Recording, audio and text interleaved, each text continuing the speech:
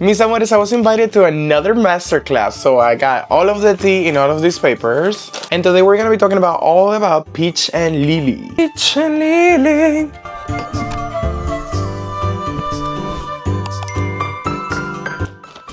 As you can see, I took my notes. I had my esthetician brain activated for the session, and I'm not gonna lie, I was taking a lot of notes and I was asking a lot of questions because this is one of those brands that I was honestly interested about even before I started working at all. One of the things that I personally love about this class was that it wasn't just a buy this or buy this product kind of class. They really taught us about the history of the brand, understanding the philosophy behind Korean skincare, why routine order matters in the Korean skincare world. So today I'm going to be breaking down the 4 biggest things that I learned from this Peach and Lily masterclass.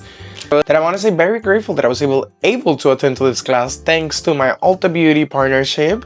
As you all know, I'm a licensed esthetician, so through that lens, I'm always reviewing brands about 2 different things. Do they make sense for my skin, and are they easy to understand for the public? While we're talking about Peach and Lily, I'm also going to do my skincare routine using only Peach and Lily products, and I wanted to let you know that I already cleansed my face using their oil cleanser. As you can see, I'm almost halfway in this bottle, so I've definitely been using it, I've been loving it. This is their ginger melt oil cleanser, so this is going to help you dissolve, clarify, and cleanse your skin at the same time that it's just melting anything. The first thing that I wrote about their formulas is that they don't fairy dust ingredients. That's very important because fairy dusting, what it means is that some brands and some products promote one specific skincare ingredient as being the hero of that product. Then when you really see the formulation of the product, they use a minimal amount that is not even enough to create any kind of reaction on your skin. And they just use those kind of ingredients or as a buzzword just to sell better products or to sell more products to the public. From the class, the way that they spoke specifically about ingredients, it definitely felt a little bit more like intentional. They also use exosomes, they use Centella asiatica. They were used as part of the actual formula to solve an actual problem and not as a buzzword, which is what I feel like a lot of brands fall into. Specifically about this cleanser, what I wrote was that this is an oil-based cleanser.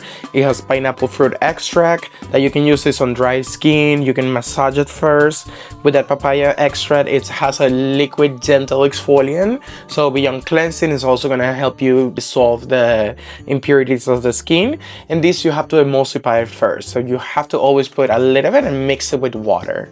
They do have other kind of cleansers, so if you're looking for something more like a power wash cleanser or something like that, just make sure that you check out their website. I personally love the ginger melt cleanser. Once I understood that brand philosophy about not fairy dusting ingredients, I was very excited just to learn about each of the products because they do have a wide variety of products. The next thing that they also made sure that they explained to us was the skin flooding methods that they represent on their skincare routines. Basically, let me explain it to you like your beauty tia, because if you think about it, your skin is kind of like a sponge. When the sponge is completely dry, the products sit on top of the sponge and they're not absorbed by the sponge. So it takes it a little bit longer for them to be fully absorbed and swallow into the skin. When the sponge is a little bit like wet or damp, it can help the hydration and the absorption of products way better. This is basically their idea behind skin flooding. So it's not about doing 20-step routines. We know that in Korea, they're really extended with their skincare routines, but this is really about damping and making sure that the skin is prepared for the next step before you even apply it. If you think about it, they do layer very well their products, and if we do this is something that I as an esthetician already know and I already do whenever I'm giving facials to my clients. I do have my own way of flooding or layering the skincare and giving each of my clients the best way and the best result possible for their own skin. So on that note, let's see what I wrote specifically during the class. Where we're talking about routine. This is their steps. Their step is going to start always with a double cleanse. Then we have an exfoliation. Then we have a toner. Then we will apply an essence. Then we will have a serum. Then we will apply our treatments. Then we will apply our eye cream. Then the moisturizer. Then any kind of face oils. Then your SPF, and then after all of that, that's when you will do your makeup. To be honest with you, this is a very extended routine, and as an esthetician, I do see the benefits of it. I'm not gonna lie, it truly does work.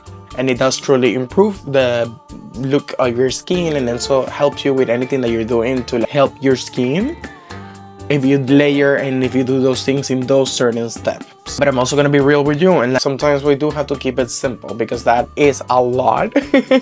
Reality is that we live in a day-to-day situation that sometimes we don't have the time to do all of those 10 steps. As an esthetician, my tips would be to keep it a little bit simpler than that. Always make sure that you do a double cleanse because that's super important. After that, make sure that you apply any kind of toners or any kind of essence or treatments. It could be all in one. It could be literally just one essence that you need, or a hyaluronic acid serum. And then you seal that with moisturization and SPF. Just 4 steps. That's the most basic routine if you don't want to do the 12-step Korean skincare routine that I'm talking about. Always make sure that you seal your hydration with some kind of moisturization. So you put your serum first and then your moisturizer after. If you don't seal it, it's basically like if you did a cafecito and then you left it in the table and you forgot to drink it. You know what I mean? You gotta go through the process of actually doing it, drinking it, and then getting the energy. Don't just let the serums be active in there. Seal it with a moisturization. The next product that I want to talk to you about is going to be the Mini Protein Exosome Bioactive Ampoule. And this is a very long name to what it is. It's just a 63% protein complex. This is going to give you a dual enzyme peptide.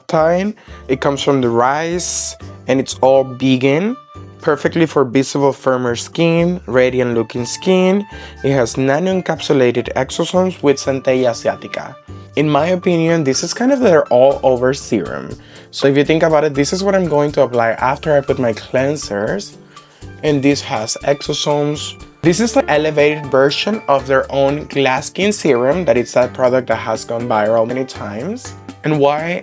And it is elevated just because it has included that exosome technology that is something brand new in the market. During the class, we were talking with actually the VP of sales and marketing for the brand. So I was learning directly from them, and they were telling us things that really shocked me. For example, I didn't know that this was one of the top 5 Ulta prestige brands.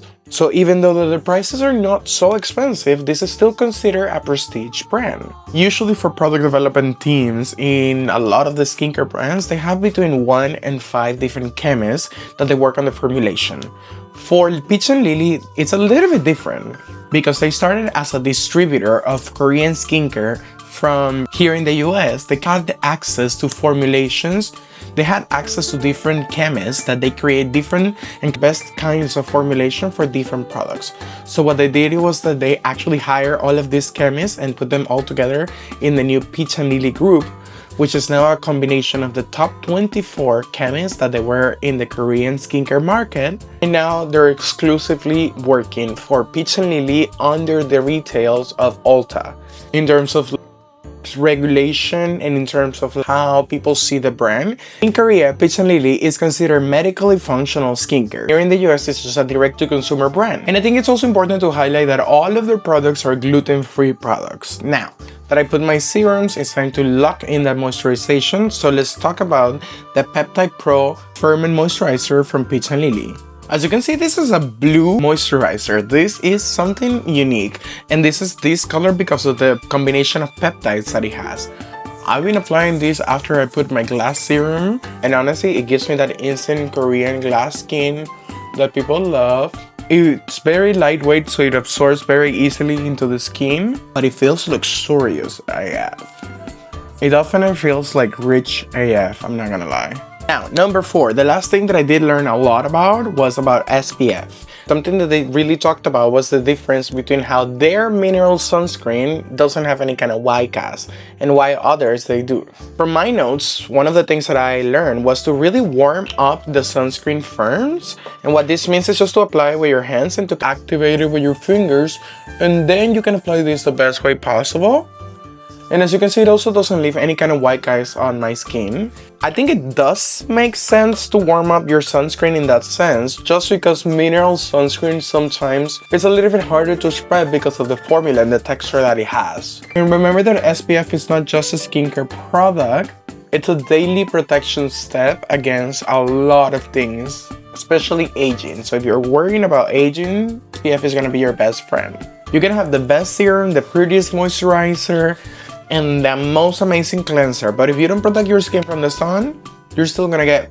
And also from a makeup perspective, your SPF can also change how your base sits. Sometimes I feel like my skin looks a lot better whenever I apply SPF before any kind of makeup. And those were the 4 biggest lessons that I learned from the Peach and Lily Masterclass. Let's do a quick recap. Number 1. Good skincare should be intentional, not just a trendy skincare routine. Number 2, skin flooding is actually really good for your face if you know how to do it properly. Number 3, the order routine matters. You do not need to overcomplicate it, but make sure that you follow at least something that I mentioned on this video. And number 4, SPF is still that girl. She always will be that girl.